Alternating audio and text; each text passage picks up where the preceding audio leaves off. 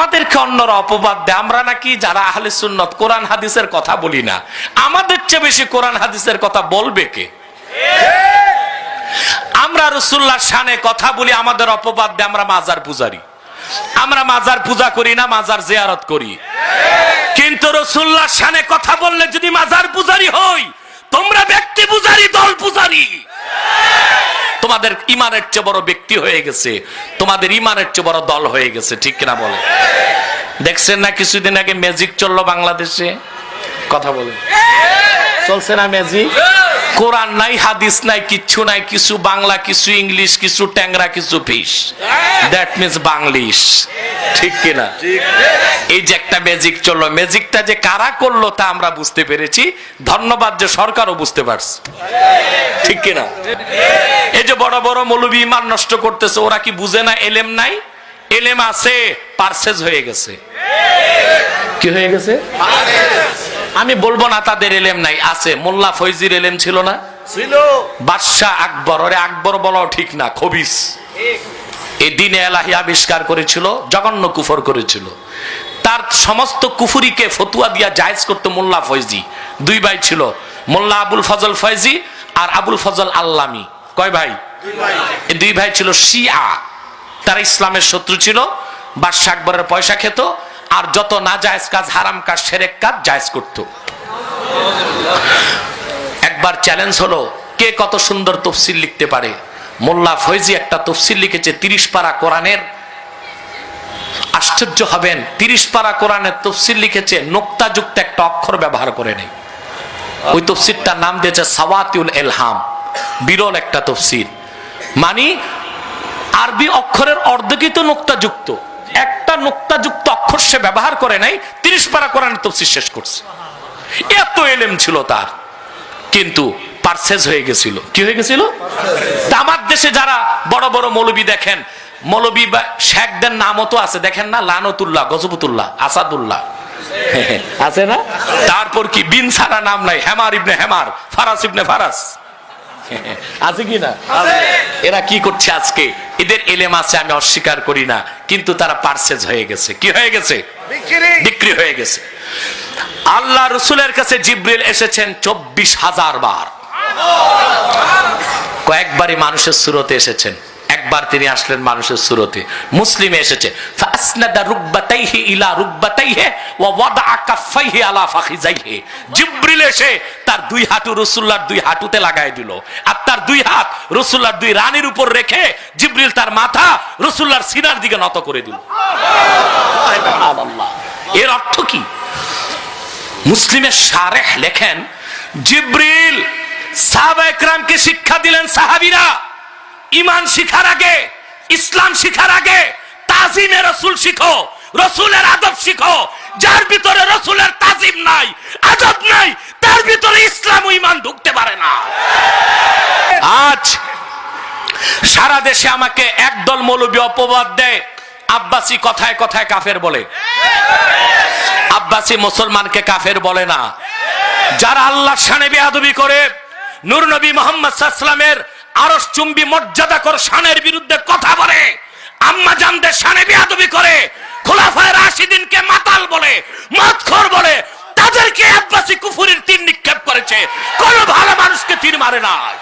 নারায়ে তাকবীর, আল্লাহু আকবার, নারায়ে রিসালাত, ইয়া রাসূলুল্লাহ। ইসলামের শত্রুরা হুঁশিয়ার, সাবধান। নাস্তিক বেঈমানেরা হুঁশিয়ার, সাবধান। ইহুদির দালালেরা হুঁশিয়ার, সাবধান। আমার ভাই সব, একটি মানুষ মনে রাখবেন, মুমিন হতেও দেরি লাগে না, কাফের হইতেও দেরি লাগে না। কুফরি শব্দ উচ্চারণ করলেই কাফের হয়ে যাবে। এই ব্যাপারে ইমাম বুখারী একটা বাব কায়েম করছেন, বুখারী কিতাবুল ঈমানে, বাবু কুফরানিল আশির ওয়া কুফরিন দুনা কুফর। এ মুহাদ্দিসরা জানেন, শেখুল হাদিসরা তারজামাতুল বাব আছে। এর ব্যাখ্যায় তারজামাতুল বাবের আলোচনায় বদরুদ্দিন আইনি লিখেছেন, ওয়াকালাল জামহুর ইন্নাল ইনসানা ইউকাফফারু বিকালিমাতিল কুফরি আও বিল ফি'লিল মুজিব ওয়া ইন লাম ইয়ালাম আন্নাহু কুফরুন।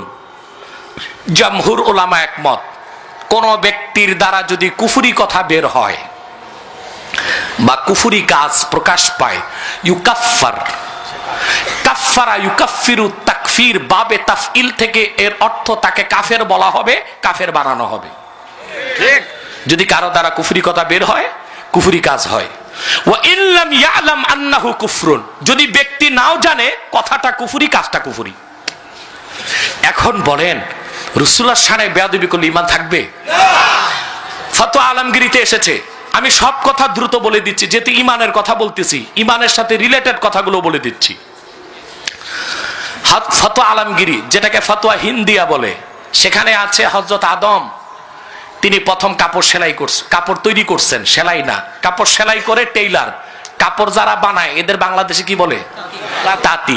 আরেকটা আঞ্চলিক শব্দ আছে না, জোলা, উর্দুতে বলে জোলাহা। আমাদের দেশে কেউ যদি জানে ছেলেটা জোলা, এর কাছে মেয়ে বিয়ে দেয় না।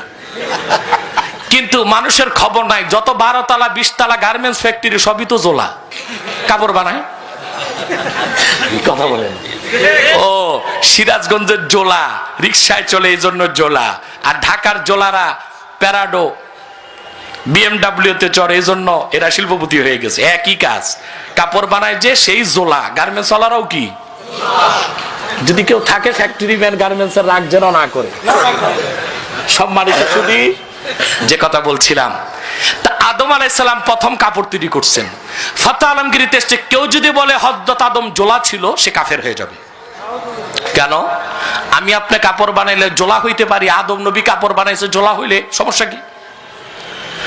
আল্লাহ রাসূল বলেছেন, ইউনুস ইবনে মিত্তাকে কেউ যদি বলে কাঠমিস্ত্রি, সে কাফের হয়ে যাবে। আসলে তিনি কাঠের কাজ করতেন। তার কারণ হলো ফতোয়া কাজীখানে এসছে, ইন্না ইস্তিগফাফাল আম্বিয়াই কুফরুন, নবীগণের শান খাটো করা কুফরি। হযরত আদমকে জোলা বললে শান খাটো হয়, ইউনুস নবীকে কাঠমিস্ত্রি বললে শান খাটো হয়। কথা বলেন। এখন কেউ যদি আল্লাহর শানে বলে আবেহালা, আল্লাহর শান খাটো হয় না? নূর নবী মুহাম্মদ সাল্লাল্লাহু আলাইহি ওয়াসাল্লামের শানে যদি বলে, যেটা আমাদের ক্ষেত্রে আসে সিক্স প্যাক, এরকম শব্দ ব্যবহার করে রাসূলুল্লাহর শানে গাফলতি হয় না?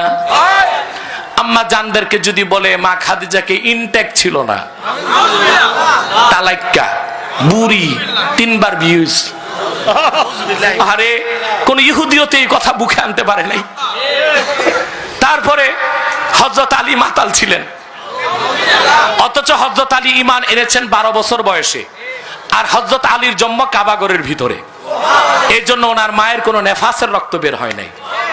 হযরত ওমরকে বলছে মাতাল ছিল। এত লাগামহীন বক্তব্যের পর তাদেরকে আমরা কুফরি ফতোয়া দেই, দোষটা আমাদের হয়ে যায়। চোর চুরি করছে তার দোষ না, ম্যাজিস্ট্রেট রায় দিছে 10 বছর জেল, ম্যাজিস্ট্রেটের দোষ। আজকে বাংলাদেশে একটি দল বের হয়েছে কুষ্টিয়াতে, আহলে কোরআন। এতদিন তো শুনতেন আহলে হাদিস, এখন বের হয়েছে আহলে কোরআন। আহলে কোরআন, তারা কোরআন মানে হাদিস মানে না।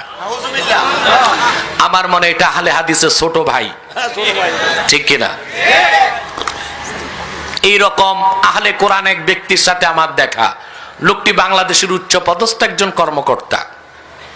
কথায় কথায় বলল, হুজুর আপনি যে কথা বললেন তা কি কোরআনে আছে নাকি? আমি বললাম, ভাই কোরআনে নাই থাক, হাদিসে তো আছে। কোরআন থাকতে আবার হাদিস কেন? আমি বুঝলাম এর ভিতরে সেই ভাইরাস ঢুকছে। আমি বললাম, ভাই আপনি কি নামাজ পড়েন? বলে পড়ি। আমি বললাম, কয় ওয়াক্ত পড়েন? বলে 5 ওয়াক্ত। কোন নামাজ কয় রাকাত পড়েন? বলে কেন? ফজর 2 রাকাত। ও তো সুন্নত পড়ে না, হাদিস মানে না। ফজর 2 রাকাত, যোহর 4, আসর 4, মাগরিব 3, এশা 4। আমি বললাম, ভাই নামাজের কথা তো কোরআনে আছে, রাকাত গুলো কই আছে আমার একটু দেখান। এখন তার মুহা হয়ে গেছে। আমার মনে হয় তার সরকারি চাকরির জীবনে এমন বেকুবার কোনোদিন হয় নাই। হাদিসকে বাদ দিলে তো নামাজের অস্তিত্ব থাকে না, ইসলাম থাকে কোথায়?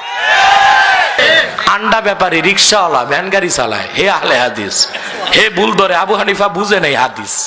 বেটা, আবু হানিফাকে তুমি জানো? 4 জন সাহাবী সাক্ষাৎ লাভ করেছেন ইমাম আবু হানিফা। 1200 তাবিঈনের কাছে যে ইলম শিখেছেন। কোরআন হাদিস থেকে জীবনে 81,000 মাসালা ইস্তেমবাদ করেছেন। ব্যবসার টাকা দিয়ে 20,000 মানুষকে ফকিহুল উম্মত বানিয়েছেন। 57 বার হজ এবং উমরা করেছেন। প্রতিদিন একবার কোরআন খতম করতেন, প্রতি রমজানে 60 বার কোরআন খতম করতেন, প্রতিদিন 500 রাকাত নফল নামাজ পড়তেন। ইমাম হাসকাফি দুররে মুখতারি লিখেছেন, ইন্নাহু রাআ রাব্বাহু মিআতা মাররাতিন ফিল মানাম, স্বপ্নে আমার আল্লাহকে 100 বার দেখেছে। তার নাম আবু হানিফা। তোমার মতো ওই রকম সল্টু বল্টু শিকিয়াদ্রি পাশিকার মৌলবী 10,000 এক জায়গায় এনে সুপার গুলো দিয়া গাঠা বানায়া এক পাল্লায় দিল, আমার আবু হানিফার একটি জুতার সমান ওজন হবে না। ঠিক কিনা? আবু হানিফা তো অনেক ঊর্ধ্বের মানুষ। তোমাদের কত প্রশ্ন আছে, আসো না আমাদের কাছে। আবু হানিফার মাযহাবের মুকাল্লিদ যারা, আমরা মুকাল্লিদ, আমরাই যথেষ্ট তোমাদের জবাব দিতে।